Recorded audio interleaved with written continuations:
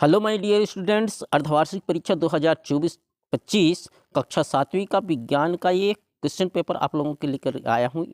ये आप लोगों के लिए बहुत ही इंपॉर्टेंट है, क्योंकि आपके इसमें का नंबर जो है आप लोगों के रिपोर्ट कार्ड और आईडी में अपलोड होने वाली है। इसलिए इसको लास्ट तक देखिएगा और पता कीजिएगा कि आप कितना नंबर प्राप्त करना चाहते हैं।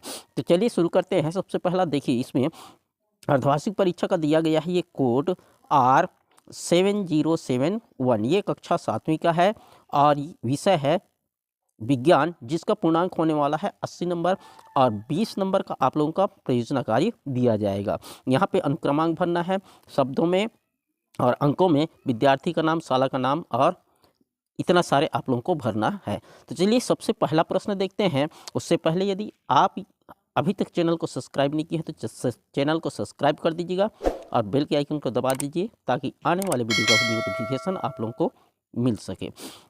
पहला प्रश्न है, इसमें पहला प्रश्न जो है 2 नंबर का होने वाला है। पहला प्रश्न दिया गया है, अग्रचर्वणक दांतों की संख्या कितनी होती है? तो ऑप्शन अ दिया गया है 2, ऑप्शन ब 4, ऑप्शन स 6 और ऑप्शन द जो है 8 दिया गया है। तो इसका राइट आंसर होने वाला है 8।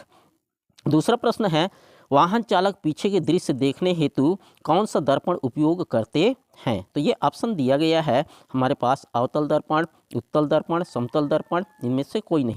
इसका आंसर होगा उत्तल दर्पण। तीसरा प्रश्न है, फेफड़ों के अंदर श्वसनी को अंतिम शाखाएं खुलती है। तो अंतिम शाखाएं खुलती है, ये वायु कोशों में खुलती है। इसका राइट ऑप्शन होगा ऑप्शन आ। चौथा प्रश्न, जीव जगत में संगठन का निम्न स्तर क्या है? तो इसका सही आंसर होगा कोशिकाएं, ये निम्न स्तर होती है।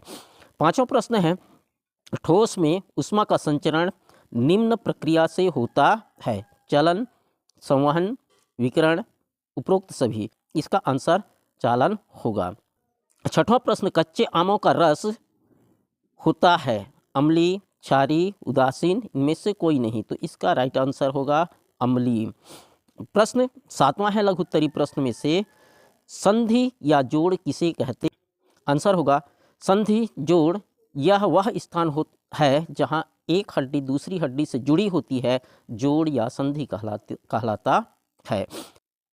8वां प्रश्न, केचुआ हमारे जैसा सीधा खड़ा क्यों नहीं हो सकता? तो इसका आंसर होगा केचुआ हमारे जैसे सीधा खड़ा नहीं हो सकता, क्योंकि उनमें ऐसा हड्डियां या अस्थिपंजर या कंकाल नहीं पाया जाता जो उसके शरीर को आकृति तथा आधार प्रदान कर सके।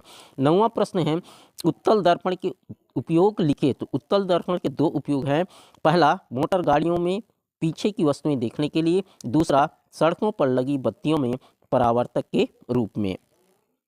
10वां प्रश्न है, कोई 2 अम्लीय एवं क्षारीय पदार्थों के नाम लिखिए। तो आप जानते ही होंगे, अम्लीय पदार्थ में संतरा, नींबू इमली है। क्षारीय पदार्थ में सोडियम कार्बोनेट, साबुन आते हैं।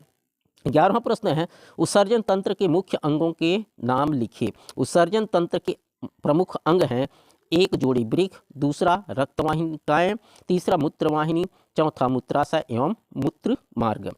लघुत्तरी प्रश्न में से सही जोड़ी मिलाव है, ये दिया गया है सही जोड़ी मिलाने के लिए। इसका आंसर देखते हैं, वृषण एवं अंडाशय।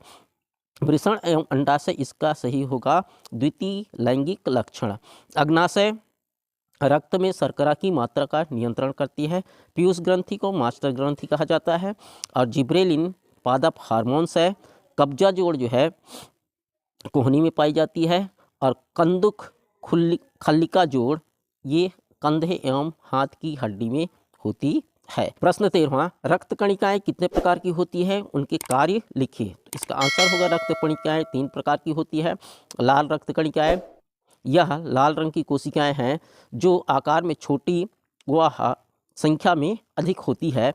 कार्य, यह कणिकाएं शरीर के सभी अंगों में ऑक्सीजन पहुंचाने का कार्य करती है। दूसरा, श्वेत रक्त कणिकाएं, ये कोशिकाएं रंगहीन, आकार में बड़ी और संख्या में कम होती है। इनके कार्य हैं, ये कणिकाएं रोगाणु, जीवाणु या अन्य बाह्य पदार्थ से शरीर की रक्षा करती है। प्लेटलेट्स, जब चोट लगती है तो रक्त निकलता है। यह रक्त की बूंदें यदि जमीन पर पड़ जाए तो वह जम जाती है।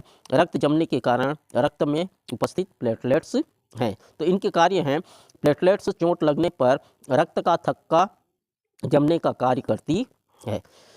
14वां प्रश्न है, गर्मी के दिनों में हल्के सफ़ेद रंग के कपड़े क्यों पहनते हैं? तो इसका आंसर होगा, सफ़ेद या हल्के रंग वाले कपड़े ऊष्मा के बुरे अवशोषक एवं उत्तम परावर्तक होने के कारण सूर्य की ऊष्मा को बिना अवशोषित किए परावर्तित कर देते हैं, जिससे कपड़े शीघ्र गर्म नहीं हो पाए और हमें गर्मी नहीं लगती। इसलिए हम गर्मी के दिनों में सफ़ेद या हल्के रंग के कपड़े पहनते हैं।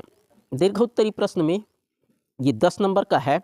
15वां प्रश्न है, मनुष्य के पाचन तंत्र का नामांकित चित्र बनाकर पाचन को समझाइए। अथवा दिया है, कोसा रेशम कीट का जीवन चक्र की अवस्थाओं का चित्र। ये मनुष्य के पाचन तंत्र का नामांकित चित्र है। पाचन क्रिया को समझते हैं। खाद्य पदार्थों को खाने पर पहले इनका स्वाद अलग अलग महसूस होता है, फिर कुछ समय चबाने पर यह पदार्थ मीठा लगने लगता है। खाने पर जिन पदार्थों में मिठास होती है उन सभी में मंड अर्थात स्टार्च उपस्थित होता है। पहले यह मुख गुहा से होता हुआ ग्रसनी द्वारा होता हुआ अमाशय तक पहुँचता है। अमाशय तथा आंत एवं पाचक ग्रंथियाँ से निकलने वाले पाचक रस भोजन में मिल जाते हैं, मंड के शेष भाग को पाचन करने में सहायता करते हैं। इस प्रकार भोजन के जटिल यौगिक को सरल अणुओं में बदल दिया जाता है। छोटी आंत द्वारा इसका अवशोषण होता है तथा बचा पदार्थ शरीर से अपशिष्ट पदार्थ के रूप में बाहर निकाल दिया जाता है। 16वां प्रश्न, यदि किसी तालाब में से मछलियों के अलावा अन्य सभी सजीव समाप्त हो जाएं तो क्या होगा? लिखिए। अथवा मनुष्य के शरीर के लिए जल क्यों आवश्यक है? तो पहला का आंसर देखते हैं। तालाब एक पारिस्थितिक तंत्र है जिसमें रहने वाली मछलियाँ अपने पर्यावरण अर्थात तालाब में रहने वाले दूसरे जीव जंतुओं पर निर्भर रहती हैं। इन जीव जंतुओं को अपना भोजन बनाकर यह मछलियाँ जीवित रहती हैं। अतः तालाबों में मछलियों के अलावा अन्य सजीव समाप्त हो जाएं तो वहाँ रहने वाली मछलियाँ भी समाप्त हो जाएंगी। लास्ट क्वेश्चन, पत्तियों की सतह पर पाए जाने वाले छोटे छोटे छिद्रों को क्या कहते हैं? इनके कार्य लिखिए। अथवा में मानव के हृदय की आंतरिक रचना का नामांकित चित्र बनाइए। ये मानव के हृदय की आंतरिक रचना का नामांकित चित्र है, आप सभी इसको बना सकते हैं। पहला का आंसर देखें तो पत्तियों की सतह पर पाए जाने वाले छोटे छोटे रंध्रों को स्टोमेटा कहते हैं। स्टोमेटा अर्थात रंध्र का प्रमुख कार्य ऑक्सीजन व कार्बन डाइऑक्साइड का आदान प्रदान करना होता है। इस तरह 17 क्वेश्चन आप लोगों को पूछा गया है। आशा है आप सभी जो है अच्छे तरह से बनाए होंगे। आई होप ये वीडियो पसंद आया होगा। यदि पसंद आया तो अपने दोस्तों के साथ शेयर कर दीजिएगा और एक लाइक तो ज़रूर बनता है। Thanks for watching. मिलते हैं एक नए टॉपिक के साथ।